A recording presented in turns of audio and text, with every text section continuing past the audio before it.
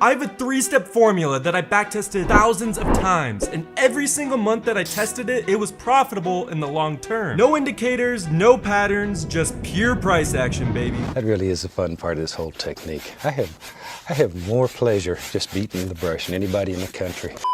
And by the end of this video, you too will know this strategy, and will be able to take calculated trades just like this one and make insane amounts of money.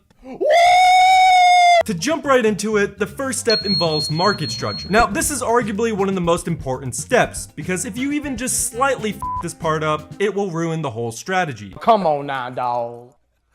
Come on, man. One of the very first things you learn as a trader is uptrends and downtrends. It's almost like the sippy cup of trading. A chart that makes higher highs and higher lows is an uptrend. A chart that makes lower lows and lower highs is a downtrend. Simple enough. Everybody knows this. Now, you may be thinking, why are you even going over this? I already know all this. Well, what if I told you you're probably doing all of this completely wrong? Let me explain. So going back to our example, the chart does this, making higher highs and higher lows. And as we already stated, it's an uptrend. Okay, but then something interesting happens. The chart starts heading downwards, which in this process, price makes this low and breaks right through it. And this exact point is where I see the majority of traders make the mistake. Since price broke this low, a lot of traders think we are now in a reversal and price is in a downtrend. So in return, they start looking for short trades because they now think price is gonna head lower. But what if I told you this chart is actually still fundamentally bullish?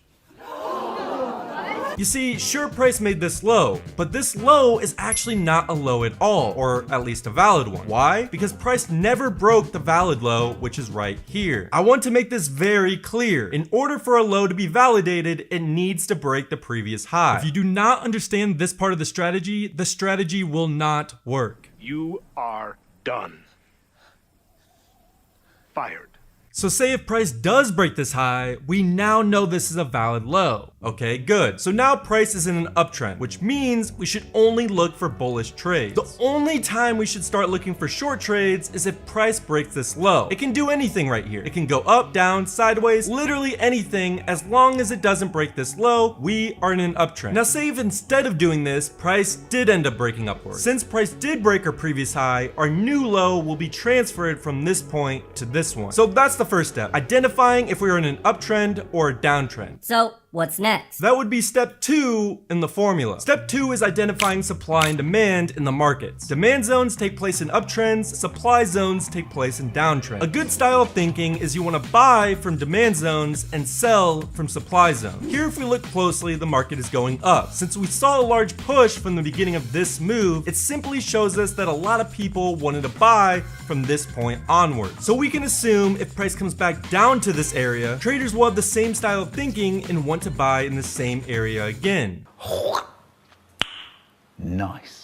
A supply zone is the exact opposite. Since we saw a large downwards move from this point on, it shows us that a lot of people want to sell at this area. So if price ever retests this zone, we can assume price will again move downwards from this point. This supply and demand theory is the core of our strategy. But we still have one more step in our 3-step formula. But let me show you some trading profits real quick. I made a video the other month saying I was gonna try to use Hankotrade's copy trading feature, where you can copy professional analysts by simply clicking a button. Now, when they first asked me to test this, I was a little skeptical at first. I'm not gonna lie, but I decided I wanted to test it out for myself. What I did was click this top performing section, so I only saw the top performing analysts. I then saw this guy that had an 86% win rate, so I decided to test him out. I tested this by depositing around $50,000 a month ago. That $50,000 is now $160,000 just from clicking a follow button. Pretty insane. I'll proceed to update you guys on Instagram on how the copy trading is doing. New face filters on Instagram today.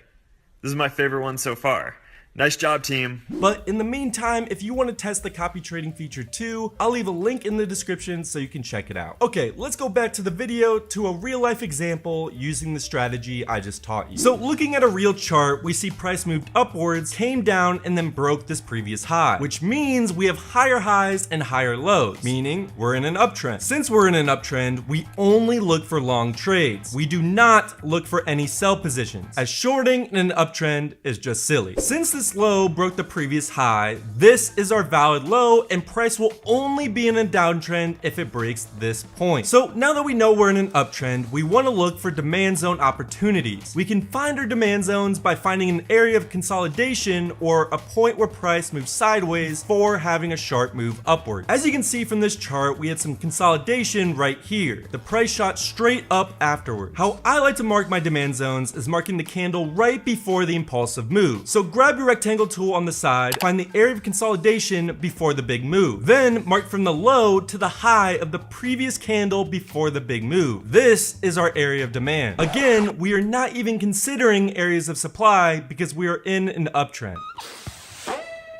So we don't even need to worry about that. We wait for price to re-enter into the zone, and this is where we would enter. Set your stop loss right below the demand zone and set your take profit at the recent highs. Boom, we got an easy winning trade. So that's an example of just one winning trade, but I want to show you just how accurate this strategy really is. So let's break it down with the real chart example. Here we have an uptrend because price is making higher highs and higher lows. So as we can see, this low is what broke the previous high. So this is where price needs to break in order to be in a downtrend, which is exactly what ends up happening. So now we are in a downtrend and we only look for areas of supply or short trade. So in return, we mark our areas of supply. Price comes back up to this zone, we enter, set our stop loss right above the area of supply, and set our take profit at the recent lows. Boom, we got an easy winning trade. But wait, we're not done. Price created another area of supply up here and we're still in a downtrend. So we wait for price to come up to the supply. Enter, set our stop loss above the area of supply, target recent lows, another winning trade. But again, we're still not done. Price created another area of supply, wait for price to come up to it, set stop loss above the area of supply, set take profit at recent lows, and again, we have another winning trade. But wait, there's more. We got another area of supply, wait for price to come up here again, set your stop loss and take profit, and we got another winning trade. That's the power of this strategy. It's extremely accurate for one, and two, you're only trading in the direction of the trend, which raises the probability of you winning a trade by a lot. So now that you know just how powerful this strategy really is, let's go to the third and final step on how to improve the strategy even more. Our last step involves risk to reward. Sometimes while using this strategy, you'll get a trade that checks all the boxes, but when you set up your stop loss and take profit, it has a low risk to reward, like in this example. We only want to take trades if the risk to reward is above 2.5 to 1, meaning for every $250 we're getting back, we're only risking $100. So even if the chart follows both step 1 and 2, but the risk to reward is under 2.5, we do not take this trade. This one rule by itself increases the profit rate of the strategy by a ton. So for our final example, we have price making higher highs and higher lows, meaning we're in an uptrend, so we only mark areas of demand. Price ends up consolidating right here before shooting upwards, so we mark this area. We wait for price to come to this area again, and then we enter. Set our stop loss below the demand zone and set our take profit at the recent high. Our last step is to check the risk to reward and make sure it's over 2.5, which in this example it's 3, so we're good to go there. If it's anything under 2.5, we do not take the trade. Wait for price to play out and we get a beautiful winning trade. Then we just repeat the process forever.